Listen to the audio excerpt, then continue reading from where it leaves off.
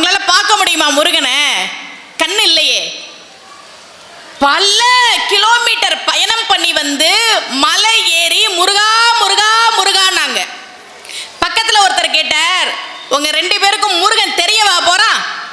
நீங்க முருகனை பார்க்கவா போறீங்க? எதுக்கு இப்படி வந்து எங்களுக்கு தொந்தரவு கொடுக்குறீங்க? நாங்களாவது நிம்மதியா தரிசனம் பண்ணிருப்போம்ல. அந்த கண் பார்வை இல்லாத தம்பதிகள் சொன்னார்கள், எங்களால முருகனை பார்க்க முடியாதுப்பா, ஆனா முருகன் எங்களை பாப்பால. வந்துட்டியா? நான் பார்த்துட்டேன், உன்னை நல்லா வச்சிருக்கேன், போ. எங்களை முருகன் பாப்பால.